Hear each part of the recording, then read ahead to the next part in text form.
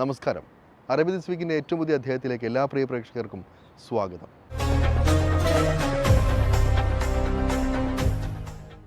ക്രിസ്തുദേവൻ്റെ തിരുപ്പിറവിയുടെ സന്ദേശമുയർത്തി Gulf നാടുകളിലും വിശ്വാസികൾ Christmas ആഘോഷിച്ചു. യുഎയിലെ വിവിധ ദേവാലയങ്ങളിൽ നടന്ന പ്രാർത്ഥനകളിൽ ആയിരക്കണക്കിന് വിശ്വാസികളാണ് പങ്കെടുത്തത്.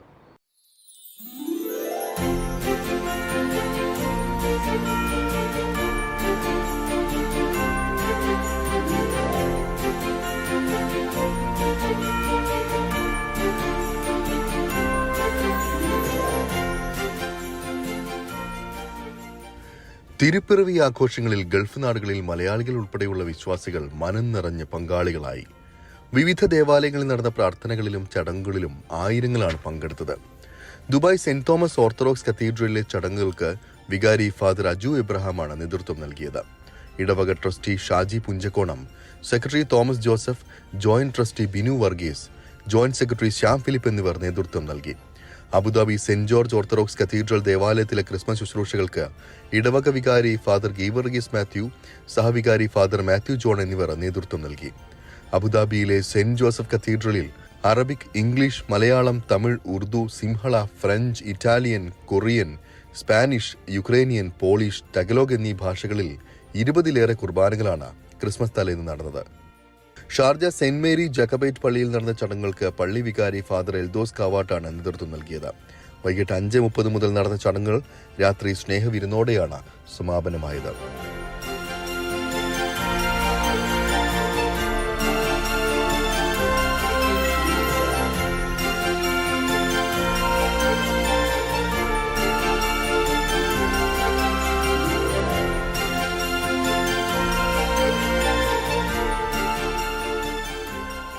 നാട്ടില് ഞങ്ങൾ സാധാരണ ക്രിസ്മസിന് പോകാറില്ല. ഇവിടെ യൂത്ത് സ്റ്റേഷന്റെ പ്രവർത്തകർ ഒത്തിരി പേരുണ്ട്. ഇവിടെ എല്ലാവരും ഇവിടെ ഒരുമിച്ച് കൂടും. ക്രിസ്മസിന്റെ പ്രോഗ്രാംസും കരോളും പരിപാടികളൊക്കെ ഉണ്ട്. പിന്നെ ഗ്ലോ ഗാർഡൻ ഇതുപോലുള്ള പ്രോഗ്രാംസ് ഒക്കെ ഞങ്ങൾ ഇവിടെ തന്നെ ക്രിയേറ്റ് ചെയ്യും. ഇന്നലെ ഞങ്ങളുടെ ക്രിസ്മസിന്റെ പ്രോഗ്രാം ആയിരുന്നു യൂത്ത് സ്റ്റേഷന്റെ. അപ്പോൾ അതിൽ എല്ലാവരും, നമ്മുടെ യൂത്ത് സ്റ്റേഷന്റെ എല്ലാവരും പങ്കെടുക്കും. അതുകൊണ്ട് ഞങ്ങൾക്ക് നാട്ടിൽ പോയില്ലെങ്കിൽ തന്നെ ഇവിടുത്തെ ഈ ആഘോഷ പരിപാടികളിൽ പങ്കെടുക്കുമ്പോൾ തന്നെ ഒത്തിരി സന്തോഷമുണ്ട്. അത് ആ വിഷമം ഞങ്ങൾക്ക് ഈ ഒരു സന്തോഷം അങ്ങനെ മറികടന്ന് പോവുകയാണ്.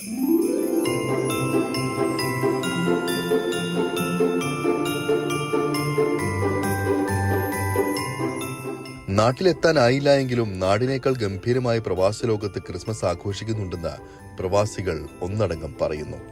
നാട്ടിലെത്താൻ പറ്റാണ്ട് വിഷമം അങ്ങനെ ഫീൽ ചെയ്യുന്നില്ല. കാരണം ഇവിടെ ക്രിസ്മസ് ആഘോഷങ്ങൾ നാട്ടിൽ ഇപ്പൊ നടക്കുന്നതിനേക്കാളും വളരെ ആഘോഷമായിട്ടാണ് നടന്നുകൊണ്ടിരിക്കുന്നത്. ദുബായിൽ ദിവസങ്ങൾക്ക് മുൻപേ ആഘോഷങ്ങൾക്കായുള്ള ഒരുക്കങ്ങൾ തുടങ്ങിയിരുന്നു. ദുബായിൽ ക്രിസ്മസ് മാർക്കറ്റും സജീവമായിരുന്നു. അതോടൊപ്പം ദുബായിലെ വിവിധ ദേവാലയങ്ങളിൽ കരോൾ സർവീസുകളും നടന്നു. ദുബായ് ജബലലി മാർത്തോമ പാരിഷിലെ ഗാന ശുശ്രൂഷയ്ക്ക് പാരിഷ് കൊയറായിരുന്നു നേതൃത്വം നൽകിയത്. മാർത്തോമ സഭയുടെ കൊല്ലം തിരുവനന്തപുരം ഭദ്രാസനാധിപൻ റൈറ്റ് ഡോക്ടർ ഐസക് മാർ ഫിലിഗ്നോസ് എപ്പിസ്കോപ്പ് മുഖ്യാതിഥിയായിരുന്നു. ഈ പ്രവാസികൾ ഒരുമിച്ച് ചേർന്ന് വരുന്നതായ ഒരു ആത്മീക സംഗമം എന്ന നിലയിൽ UAE-യിൽ വിവിധ രംഗങ്ങൾ നടക്കുന്നതായ ശുശ്രൂഷകൾ ഏറ്റവും അനുഗ്രഹകരമായി തീരുന്നു.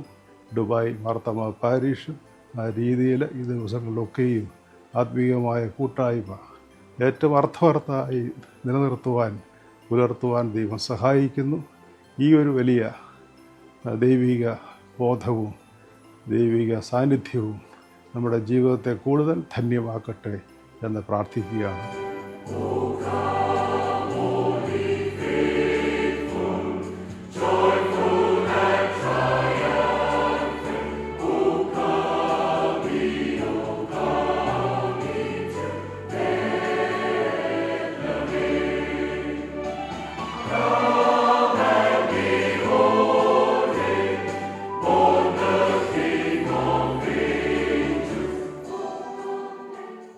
ഇടവകയിലെ കുട്ടികളും മുതിർന്നവരുമായ 200ഓളം അംഗങ്ങളാണ് ഗായക സംഘത്തിലുള്ളത്.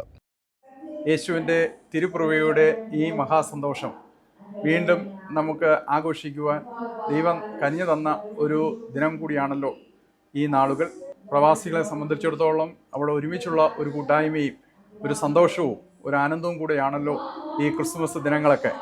തീർച്ചയായിട്ടും ഒരുപാട് നാളത്തെ പരിശീലനത്തിനും അതോടൊപ്പം തന്നെ അവരുടെ നിരന്തരമായ ഒരു കൂട്ടായ്മയുടെയും ഒരു വലിയ അനുഭവമാണ് വചനം ജഡമായി എന്നുള്ള ഒരു തീമിനെ ആസ്പദമാക്കിയുള്ള ദുബായ് മാർത്തോമ ഇടവകയുടെ ക്രിസ്മസ് കാരൽ സന്ധ്യ.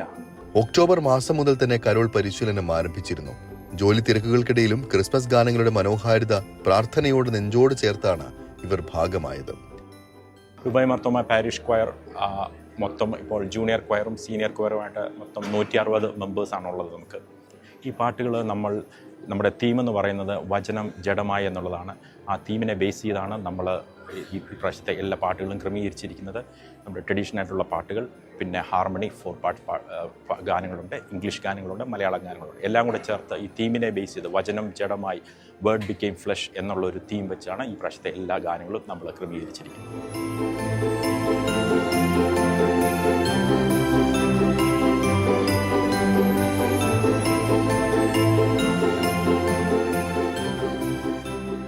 ദുബായ് മാർത്തോമ ഇടവക എന്ന് പറയുന്നത് മാർത്തോമ സഭയിലെ ഏറ്റവും വലിയ ഇടവകയാണ്. ദുബായ് മാർത്തോമ ഇടവക ഗായക സംഘമാണ് മാർത്തോമ സഭയിലെ ഏറ്റവും വലിയ ഗായക സംഘം. ഏകദേശം 4 മാസമായി ട്ടുള്ള പ്രാക്ടീസാണ്. 160 പേരുള്ള ഗായക സംഘമാണ്. 30 പേരുള്ള ജൂനിയർ ക്വയറും 130 പേരുള്ള സീനിയർ ക്വയറും ആണ് ഈ ദുബായ് മാർത്തോമ പാരിഷ് ക്വയർ എന്ന് പറയുന്നത്. ഏകദേശം 4 മാസത്തെ കഠിന അധ്വാനമാണ് ഞങ്ങൾ ഇന്നിവിടെ അവതരിപ്പിക്കുന്ന ഗാന ശുശ്രൂഷ. ഞങ്ങളുടെ ഗാന ശുശ്രൂഷയ്ക്കാണ് ഏറ്റവും കൂടുതൽ പോയിന്റുള്ളത്. ദുബായിൽ വാഫി സിറ്റിയിൽ 52 അടി ഉയരമുള്ള ക്രിസ്മസ് ട്രീ ആയിരുന്നു ക്രിസ്മസിനെ വരവേൽക്കാൻ ഒരുക്കിയിരുന്നത്. മഞ്ഞു പെയ്യുന്ന അനുഭവം ഒരുക്കിയാണ് ക്രിസ്മസ് രാത്രികൾക്കായി ഗ്ലോബൽ വില്ലേജ് ഒരുങ്ങിയത്. ക്രിസ്മസ് പാപ്പയും കൂറ്റൻ ക്രിസ്മസ് ട്രീയും ഉൾപ്പെടെയുള്ള വിസ്മയ കാഴ്ചകൾ സന്ദർശകർക്ക് മനം നിറഞ്ഞ് ആസ്വദിക്കാനുള്ള അവസരമാണ് ഗ്ലോബൽ വില്ലേജിൽ സജ്ജീകരിച്ചത്. ഈ ഒരു ഇവിടെ എത്തിക്കഴിഞ്ഞപ്പോൾ ഗ്ലോബൽ വില്ലേജിലും ഫസ്റ്റ് ടൈം ആയതുകൊണ്ട് തന്നെ ഒന്ന് വിസിറ്റ് ചെയ്യണമെന്ന് ആഗ്രഹിച്ച് വന്നതാണ്. പക്ഷേ ഇവിടെ എത്തിക്കഴിഞ്ഞപ്പോഴത്തേക്കും പ്രതീക്ഷയിൽ കൂടുതൽ ക്രിസ്മസ് ആഘോഷങ്ങളും അതിൻ്റെ വൈബും അതെല്ലാം പ്രത്യേകിച്ച് ഭയങ്കരമായിട്ട് എൻജോയ് ചെയ്യുന്നുണ്ട്. ഭയങ്കരമായിട്ട് ഇഷ്ടപ്പെട്ടു. സാൻഡേ കണ്ടു. ശരിക്കും നമ്മുടെ നാട്ടിൽ പോലും ഇങ്ങനെ ഒരു സാൻഡേയും ഈ ഒരു ആഘോഷം നമുക്ക് കാണാൻ കിട്ടാറില്ലാത്തൊരു കാര്യമാണല്ലോ. അപ്പോൾ അതുകൊണ്ട് അത് ഭയങ്കര രസകരമായിട്ട് തോന്നി. പ്രത്യേകിച്ചും ഇവരൊരു കോമഡി പോലെയൊക്കെ ചെയ്തതും എല്ലാം ഒരു രസകരമായിട്ട്. ശരിക്കും ദുബായ് ഇപ്പം ഞാനൊക്കെ ഫസ്റ്റ് ടൈം വരുന്നതാണ്. അപ്പോൾ ദുബായ് എന്ന് പറയുമ്പം നമ്മളെപ്പോഴും ചിന്തിക്കുന്ന കുറച്ച് ചൂടും ഇതൊക്കെ ആയിരുന്നു. പക്ഷേ ഇപ്പോൾ വന്നപ്പോൾ ശരിക്കും നല്ലൊരു ക്ലൈമറ്റ്. എനിക്ക് തോന്നുന്നു ഞങ്ങൾ വന്ന ഈ ഒരു ടൈം എന്തുകൊണ്ട് തീർച്ചയായിട്ടും നല്ലൊരു ടൈം തന്നെയായിരുന്നു എന്ന് തോന്നുന്നു. ഭയങ്കര സന്തോഷം.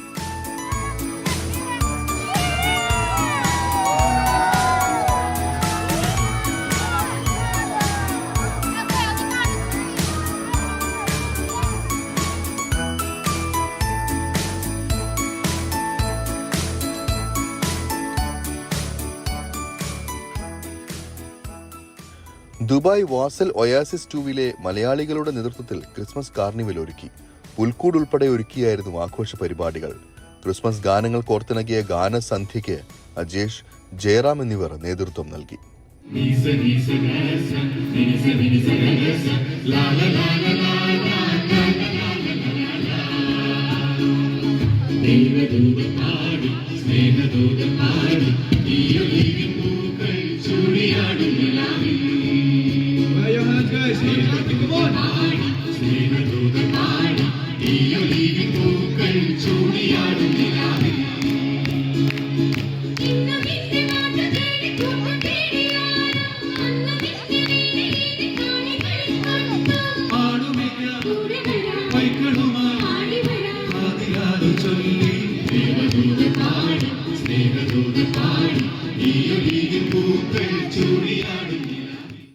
മധുരം വിതരണം ചെയ്തും കേക്കുകൾ മുറിച്ചും ക്രിസ്മസ് കരോൾ സംഘടിപ്പിച്ചുമൊക്കെ ക്രിസ്തീയ വിശ്വാസികൾക്കൊപ്പം എല്ലാ പ്രവാസികളും ആഘോഷങ്ങളിൽ പങ്കാളികളായി.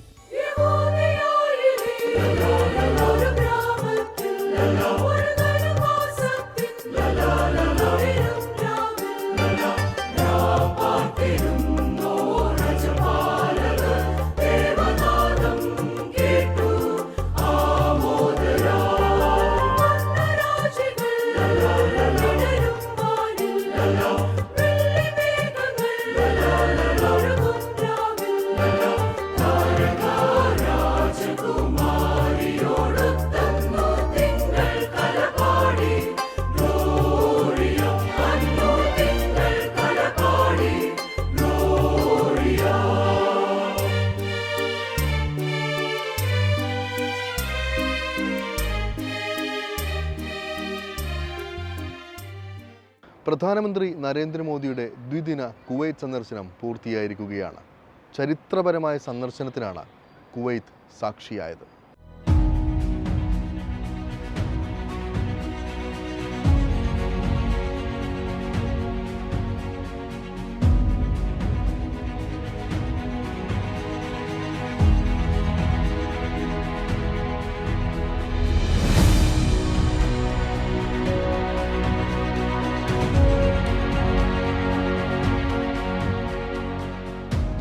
നാല് മണിക്കൂർ കൊണ്ട് എത്താവുന്ന രാജ്യത്തേക്ക് ഒരു പ്രധാനമന്ത്രിക്ക് എത്താൻ 4 പതിറ്റാണ്ട് എടുത്തു എന്ന് പറഞ്ഞാണ് ഇന്ത്യൻ സമൂഹത്തെ പ്രധാനമന്ത്രി നരേന്ദ്രമോദി കുവൈത്തിൽ അഭിസംബോധന ചെയ്തത്. 60 വർഷത്തിലധികമായുള്ള നയതന്ത്ര ബന്ധവും അതിനും പതിറ്റാണ്ടുകൾക്ക് മുൻപ് ആരംഭിച്ച ഇന്ത്യ കുവൈത്ത് വ്യാപാര ബന്ധവും സമൂഹങ്ങൾ തമ്മിലുള്ള ബന്ധവുമെല്ലാം ഇന്നും സൗഹാർദ്ദപരമായി തന്നെ മുന്നോട്ട് കൊണ്ടുപോവുകയാണ് ഇരു രാജ്യങ്ങളെന്നും അദ്ദേഹം വ്യക്തമാക്കി.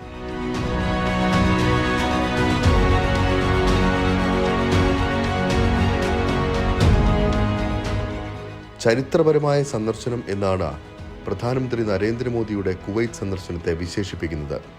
ഇന്ത്യൻ പ്രധാനമന്ത്രി നരേന്ദ്രമോദി കുവൈത്ത് അമീർ ഷെയ്ഖ് മിഷാൽ അൽ അഹമ്മദ് അൽ ജാബിർ അൽ സബായിന്റെ ക്ഷണപ്രകാരമുള്ള ഔദ്യോഗിക സന്ദർശനത്തിനായി 2024 ഡിസംബർ 21 കുവൈത്തിലെത്തിയത്. കുവൈത്ത് നേതൃത്വത്തിന്റെയും ഇന്ത്യൻ സമൂഹത്തിന്റെയും ഊഷ്മളമായ സ്വീകരണം ഏറ്റുവാങ്ങിയാണ് ഇന്ത്യൻ പ്രധാനമന്ത്രിയുടെ കുവൈത്ത് സന്ദർശനം ആരംഭിച്ചത്.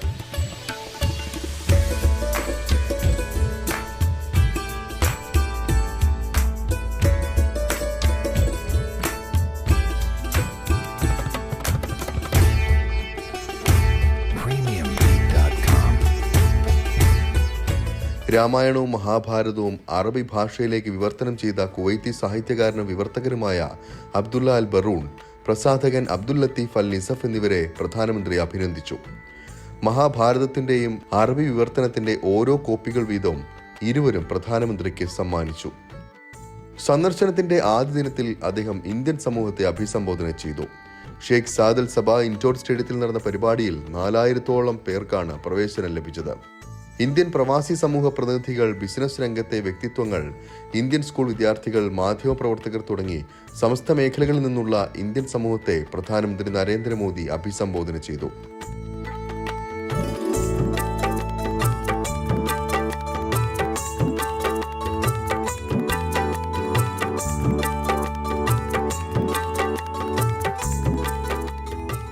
ഗൾഫ് കപ്പിന്റെ ഉദ്ഘാടന ചടങ്ങിൽ മുഖ്യാതിഥിയായി പങ്കെടുത്തതായിരുന്നു ആദ്യ ദിവസത്തെ മറ്റൊരു പ്രധാന പരിപാടി. അമീർ ഷെയ്ഖ് മിഷാൽ അൽ അഹമ്മദ് അൽ ജാബിർ അൽ സബാവും മറ്റ് ഉന്നത നേതാക്കളും അദ്ദേഹത്തെ സ്വീകരിച്ചു.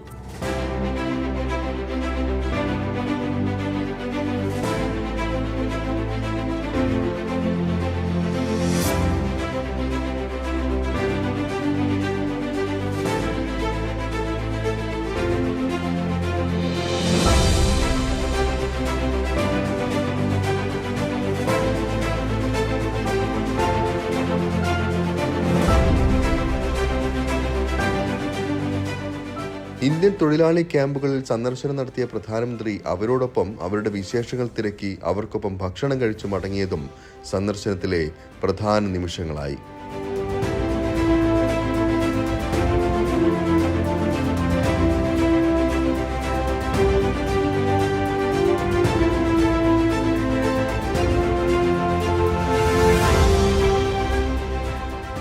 സന്ദർശനത്തിന്റെ 2ാം ദിവസം ഔദ്യോഗിക കൂടിക്കാഴ്ചകളായിരുന്നു. 2024 ഡിസംബർ 22 ബയാൻ കൊട്ടാരത്തിൽ പ്രധാനമന്ത്രിക്ക് കുവൈത്തിന്റെ പരമോന്നത ബഹുമതി ദി ഓർഡർ ഓഫ് മുബാറക് അൽ കബീർ സമ്മാനിച്ചുകൊണ്ട് രാജകീയ ആദരം നൽകി.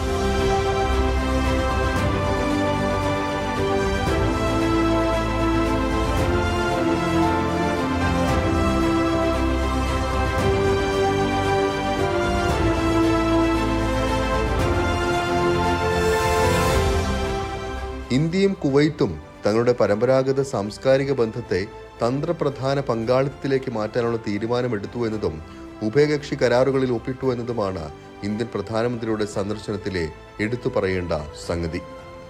വ്യാപാരം, നിക്ഷേപം, പ്രതിരോധം, സുരക്ഷ, ഊർജം, സംസ്കാരം, വിദ്യാഭ്യാസം, സാങ്കേതികവിദ്യ, മാനവ വിഭവശേഷി തുടങ്ങിയ മേഖലകൾ ഉൾക്കൊള്ളുന്നതാണ് ഇതിൽ ഉൾപ്പെടുന്ന സഹകരണ മേഖലകൾ എന്നതിനാൽ വളരെ സമഗ്രവും സൂക്ഷ്മതല സ്പർശിയുമാണ് പങ്കാളിത്തമെന്ന് വിലയിരുത്താനാകും. വ്യാപാരവും നിക്ഷേപവും കൂടുതൽ വികസിപ്പിക്കാനുള്ള സാധ്യതകളിൽ കാര്യമായ ചർച്ചകളാണ് സന്ദർശനത്തിനിടെ നടന്നത്. കുവൈത്ത് ഇന്ത്യയിലെ സാങ്കേതികവിദ്യ, ആരോഗ്യ പരിപാലന മേഖല, ഭക്ഷ്യസുരക്ഷാ പാർക്കുകൾ, ടൂറിസം തുടങ്ങിയ മേഖലകളിൽ നിക്ഷേപിക്കാൻ താൽപ്പര്യം പ്രകടിപ്പിച്ചു. ഇന്ത്യയിൽ വിദേശ നിക്ഷേപങ്ങൾ സുതാര്യവും സൗഹൃദപരവുമാക്കാനുള്ള നടപടികളിലേക്കുള്ള പരിഷ്കാരങ്ങളെ കുവൈത്ത് അഭിനന്ദിച്ചു. ഇരു രാജ്യങ്ങളും ഭാവിയിൽ ഊർജ്ജ മേഖലയിലെ പരമ്പരാഗത ബയർ സെല്ലർ ബന്ധത്തിൽ നിന്ന് സമഗ്ര പങ്കാളിത്തത്തിലേക്ക് മാറാനുള്ള ആലോചനകൾ നടത്തി. പെട്രോളിയം ശേഖരണ മേഖലകളിലും നവീന ഊർജ്ജ മേഖലകളിലും കുവൈത്ത് പങ്കാളിയാകുന്ന സാധ്യതകളും പരിശോധിച്ചു. പ്രതിരോധ രംഗത്ത് MOU ഒപ്പുവെക്കുന്നതിലൂടെ സംയുക്ത സൈനിക പരിശീലനം, തീരസുരക്ഷ, സൈനിക ഉപകരണങ്ങളുടെ സംയുക്ത ഉൽപാദനം എന്നിവയിൽ സഹകരണം ഉറപ്പുവരുന്നുണ്ട്. ഭീകരവാദത്തിനെതിരെ ശക്തമായ നിലപാടിൽ കുവൈത്ത് ഇന്ത്യയുടെ പങ്കാളിയാകും. 2025-29 കാലയളവിലേക്കുള്ള സാംസ്കാരിക പരിപാടികളിലെ സഹകരണം, 2025-28 കാലയളവിലേക്കുള്ള കായിക പ്രവർത്തന സഹകരണ പദ്ധതി എന്നിവയ്ക്കും തുടക്കമായിട്ടുണ്ട്. ഡിജിറ്റൽ ലൈബ്രറികൾ, ഓൺലൈൻ പഠന പ്ലാറ്റ്ഫോമുകൾ എന്നിവയിൽ സഹകരണം ശക്തമാക്കാനുള്ള ചർച്ചകളും സന്ദർശനത്തിനിടെ നടന്നു. പ്രതിരോധ ധാരണാപത്രം, സാംസ്കാരിക കൈമാറ്റ പദ്ധതികൾ, കായിക സഹകരണ കരാറുകൾ, കുവൈത്തിന് അന്താരാഷ്ട്ര സോളാർ അലയൻസിൽ അംഗത്വം, UN പരിഷ്കാരങ്ങളിൽ ധാരണ എന്നിവയാണ് ഒപ്പുവെച്ച കരാറുകൾ.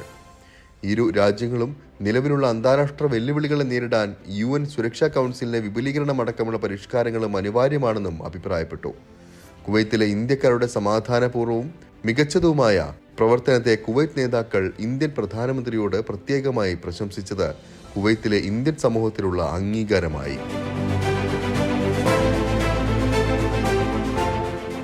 കുവൈത്ത് നേതാക്കളെ ഇന്ത്യ സന്ദർശിക്കാൻ ക്ഷണിച്ചാണ് പ്രധാനമന്ത്രി നരേന്ദ്രമോദി സന്ദർശനം പൂർത്തിയാക്കി മടങ്ങിയത്.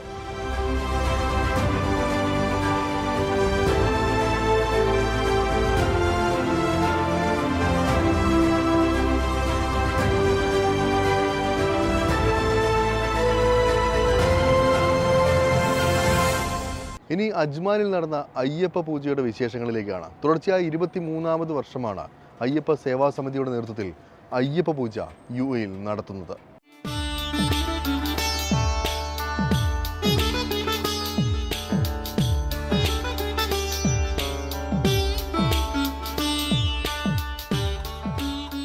ശരണമന്ത്ര ധ്വനികളുടെ നിറവിൽ അയ്യപ്പ പൂജയൊരുക്കി മണ്ഡലകാലത്തിന്റെ ചൈതന്യം മനസ്സിൽ നിറയ്ക്കുകയാണ് UAEയിലെ അയ്യപ്പ ഭക്തർ.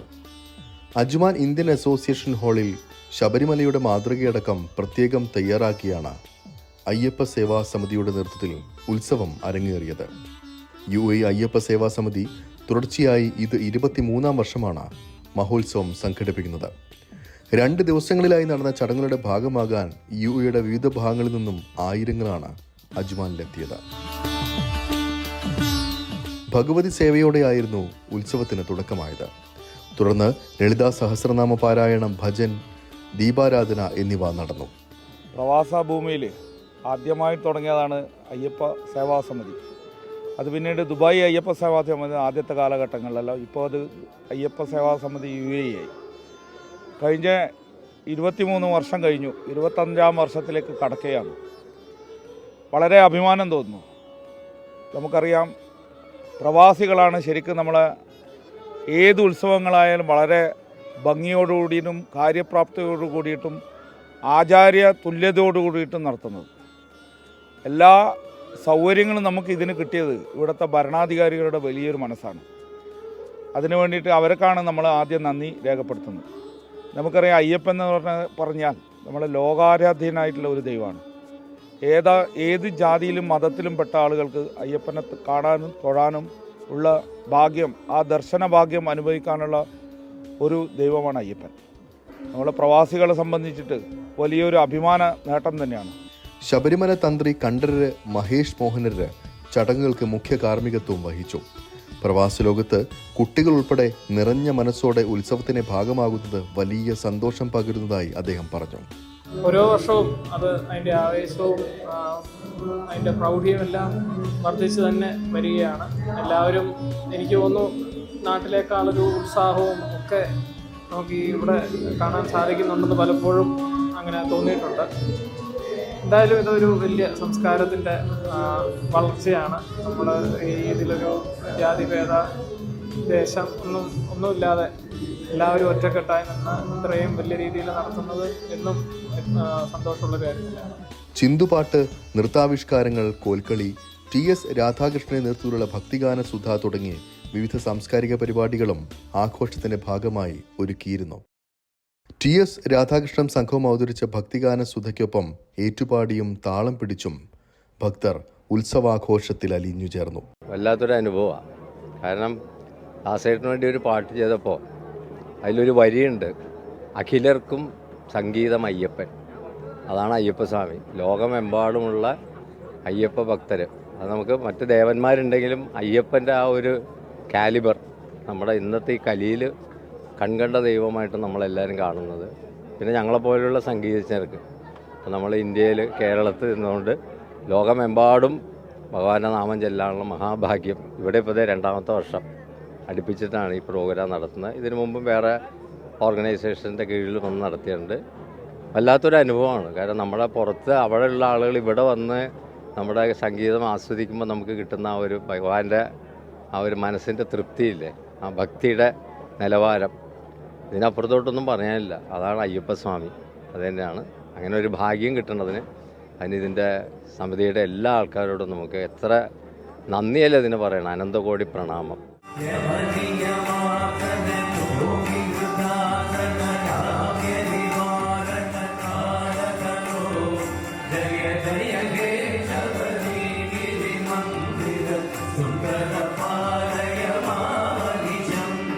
ഞാൻ ഏത് സമയത്തും പറയുന്നൊരു കാര്യമുണ്ട്. നമ്മുടെ മലയാളത്തിൻ്റെ തനിമ അല്ലെങ്കിൽ നമ്മുടെ സംസ്കാരം നമ്മുടെ നാട്ടിൽ കാണുന്നതിനേക്കാൾ കൂടുതൽ ശ്രദ്ധിച്ചുകൊണ്ട് കൊണ്ടുനടക്കുന്ന പ്രവാസികൾ.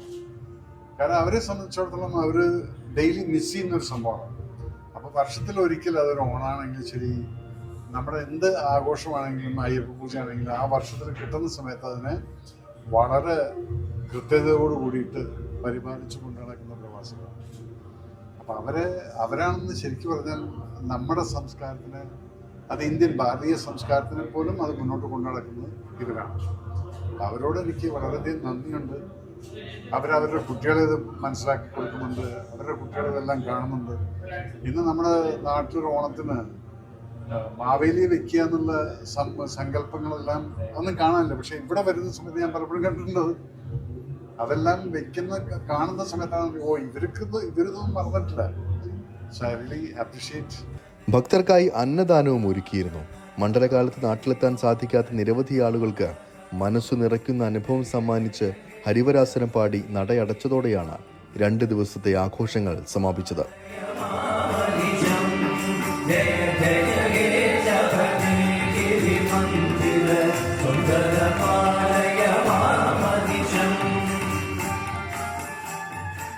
അറബി ദിസ് വീക്കിൻ്റെ ഈ ഒരു അധ്യായം ഇവിടെ പൂർണ്ണമാവുകയാണ്. അറബി നാടുകളിലെ കൂടുതൽ കൗതുക കാഴ്ചകളും വിശേഷങ്ങളുമായി അറബി ദിസ് വീക്ക് അടുത്തയാഴ്ച ഇതേ സമയം ഇതേ ദിവസം. നമസ്കാരം.